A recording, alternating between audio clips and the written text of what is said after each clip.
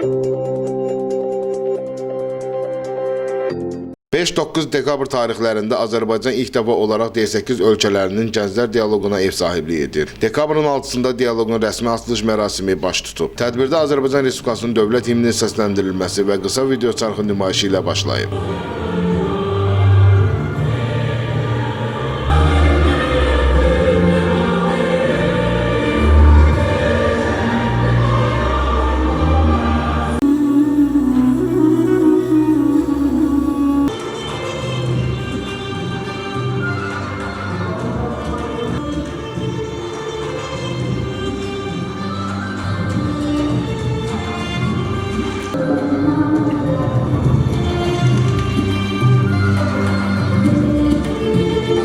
Açılışda Gənclər və İdman Naziri Fərid Qayıbov çıxış edərək ölkə rəhbərliyinin gənclər siyasətinə və beynəlxalq tədbirlərin həyata keçirilməsində gənclərə göstərdiyi daimi dəstəyinin önəmini vurğuladı. Nazir çıxışında dialoqun üzv dövlətlərin gənclərin əlaqələrinin inkişafına və birgə təşəbbüslərin reallaşmasına verdiyi töhfənin əhəmiyyətini qeyd edib. Həmçinin 2025-ci il Gənclər paytaxtı Sumqayıtda keçirilən tədbirin gənclər üçün faydalı olacağını da qeyd edən nazir iştirakçıları dialoqlarda aktiv iştirak etməyə dəvət edib. Daha sonra D8 İqtisadi Əməkdaşlıq Təşkilatının baş katibi İsyaka Abdülqadir İmam tədbirin əhəmiyyəti barədə fikirlərini bölüşüb. Baş katib çıxışında layiqli ev sahibliyi üçün ölkə rəhbərliyi və təşkilatçılara təşəkkür edib. D8 ölkələrinin gənclər arasında kooperativ əlaqələrin gücləndirilməsində dialoqun əhəmiyyətli olduğunu vurğulayıb. Azərbaycan Respublikası Dövlət Şəhərsalma və Arxitektura Komitəsinin sədri Anar Quliyev şəhərsalma və davamlı inkişaf istiqamətləri ilə bağlı çıxış edib. Gənclərin sosial inkişafın, innovasiyanın dayanıqlığın aparıcı qüvvə olduğunu vurğulayan sədr, gələcək nəsillər üçün birgə əməkdaşlığın vacib olduğunu qeyd edib. Sədr 2026-cı ildə ölkəmizin ev sahibliyi edəcəyi 13-cü Ümumdünya Şəhərsalma Forumunda gənclərin innovativ təşəbbüslərinin xüsusi əhəmiyyət daşıdığını qeyd edib.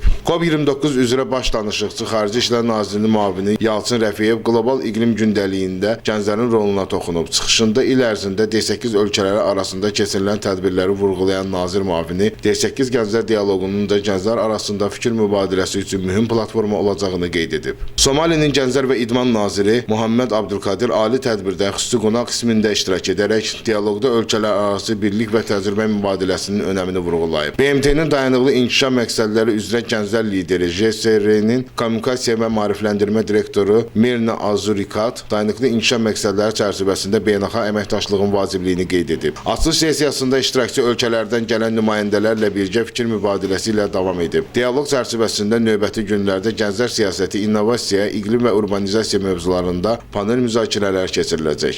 D8 ölkələri bilirsiniz ki, sadəcə çox olmasa da çox fərqli bir ölkələrdir. Onların gənclər siyasətinə münasibəti fərqlənir, kifayət qədər fərqlənir.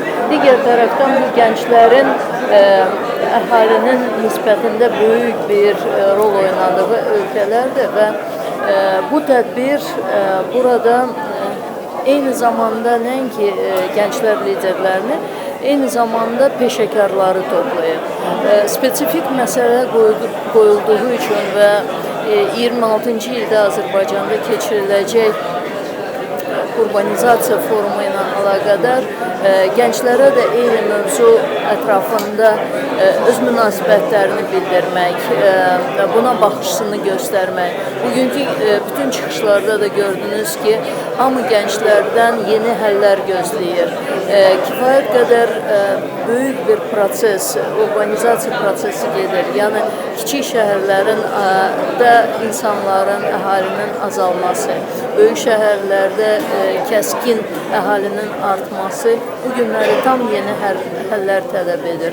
O həllər ki, həmin süni intellekt, yüksək texnologiyalar, müxtəlif enerji baxımından, yəni bərpa olunan enerji baxımından çox maraqlı və yeni həllər tələb edir ki, gənclər bu sahədə öz töhfəsini verə biləcək. Murad Adiloğlu, Müqabil Bəbirxanov, Ziya Hikmətoğlu, Səs TV xəbər.